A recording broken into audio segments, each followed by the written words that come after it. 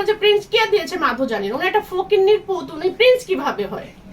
এখন টুকাই মামুন এক কথায়, টুকাই না, এখন উনি প্রিন্স কোন অ্যাঙ্গেল থেকে প্রিন্স? এখন প্রিন্স যদি পরে বানিয়ে থাকে তাহলে লাইলা আপু বানিয়েছে, এখন আবার ফকিরের জায়গায় চলে গেছে। যখন লাইলা আপু তাকে টুকার থেকে উঠাই নিয়ে আসছে তখন কিন্তু লাইলা আপু, আমরা সবাই বলি, আমরা ফ্রেন্ডস যখন একত্রে হই, চেহারা টেহারা সবকিছু কিন্তু মাঝখানে ভালো ছিল। এই ধরেন 2-3 বছর 4 বছর আগের কথা বলছি। এখন দেখেন সে আবার আগের জায়গায় চলে গেছে। এই জন্য মানে বাদশা যদি ফকিরও হয় সে আজীবন বাদশাই থাকবে, আর ফকির যদি বাদশা হয় তার ভাব সব ফকিরই থাকবে, কোনোদিন বাদশার মতো হবে না। প্রিন্স মামুনকে দিয়ে সব ছেলেদের, ইয়াং জেনারেশনকে শিক্ষা নেওয়া উচিত যে যার যার জায়গা অবস্থান করে তাকে সেখানে ধরে রাখতে হবে। প্রিন্স মামুন এসেছিল লাইলা আপুর কাছে, যদি সেখানে থাকতো সে সব সময় ভালো একটা পজিশন, ভালো একটা জায়গা, ভালো একটা পরিবেশ এবং ভালো নাম অর্জন করতে পারতো, যেটা কখনোই পারবে না। হ্যাঁ, অবশ্যই উদ্দেশ্য খারাপ ছিল। সে বলে আমি বুঝি না, না বুঝলে তুমি কিভাবে আসছো একটা মহিলার কাছে, তাই না? উনি কেন আসছে? উনি লাইলার মতো যে এখন বলে লাইলা বুড়ি, তাহলে বুড়ির কাছে উনি কিভাবে ছিল এতদিন?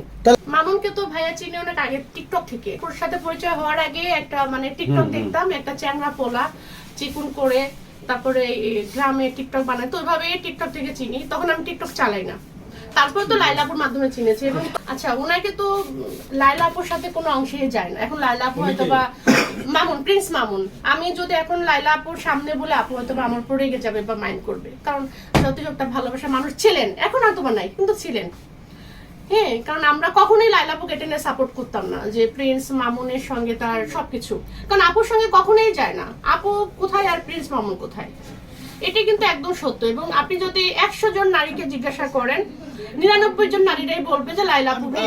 প্রিন্সের অর্থ তো একটা অভিজাত ভাব, যেমন হচ্ছে প্রিন্স বলতে কি বোঝায়, আমরা রাজা বাদশার রাজপুত্র তাদের ছেলেকেই হচ্ছে আমরা প্রিন্স বলি। এখন হ্যাঁ হতে পারে, কিন্তু একটা জাত, একটা কুল, একটা ব্যাপার আছে। আমি কোনো গরিব মানুষকে গালি দিচ্ছি না, কিন্তু একটা জাতপাত রয়েছে। যেমন হচ্ছে যে আপনার লাইক বংশীয় হতে হবে, বংশীয় হলে একটা নামের অভিজাত ভাব আসে। আচ্ছা, তাহলে আপনার কথা যুক্তি আছে। প্রিন্স যখন ছিল তখন লাইলার কাছে থাকতে প্রিন্স ছিল, এখন তাহলে আমার কথা আপনি যদি নেগেটিভ নেবেন না পজিটিভ নেবেন আমি জানি না। লাইলা যদি বুড়ি হয় তা লাইলার মধু খেয়ে কেন এখন উড়াল দিল? মধু খেলো কেন? ভাই এটাই তো আমাদের কথা। তুমি যদি লাইলাকে বুড়ি বলো, তাহলে বুড়ির কাছে তুমি 3-4 বছর কেমন ছিল? আমি জানি না কতদিন ছিল, 3-4 বছর ধরে নেই। মধু খাইছে না? অবশ্যই মধু খাইছে। মধু খায় আবার বুড়ি বলে কেমনে বলেন তো? এইটা এখন ওকে যদি আমি সামনে পাইতাম, অক্ষণ ওকে আমি জিজ্ঞেস করতাম। আর অক্ষণ যেটা ধরছে, এই যে আপনি কি যেন বলে, মোহনা, এটা কি তা? এটা তো দেখতে মানে এইখানে একটু কালো দাগ, এখানে একটু মাস্তা, মানে আমাদের, আমি অনেস্টলি বলতেছি ক্যামেরার সামনে না, আমি সবসময় বলি যে, এবং লাইলা আপুকে দেখার পরে বলতেছে সে যে মাশাআল্লাহ কি হারাইছে নিজেও বুঝবে না, মানে প্রিন্স মামুন বুঝবে না যে লাইলার মতো। আবার প্রিন্স বলতেছেন কেন? এখন কি লাইলার কাছে আছে? না, নাই। তাহলে প্রিন্স কেমনে? টুকাই মামুন। হ্যাঁ, টুকাই মামুন বলেন, আপনি বলেন। এখন তো লাইলার কাছে নাই, এখন তো লাইলার কাছে নাই, বলেন তো এখন কি মামুন কি বলে? এটাই সে লাইভে এসে বলছে যে হ্যাঁ আমি, দেখেন আমাদের সমাজটা কোথায় চলে গেছে। এখন এই টুকাই মামুন লাইভে এসে বলে যে হ্যাঁ আমি মাদক সেবন করি। এটা আমাদের ছেলে মেয়ে বা আমাদের জেনারেশন কোথায় গিয়ে এটা দাঁড়াচ্ছে। এবং কয়দিন পর আমাদের বাচ্চা কাচ্চা বলবে হ্যাঁ আমি খাচ্ছি, তোমরা কি করবা?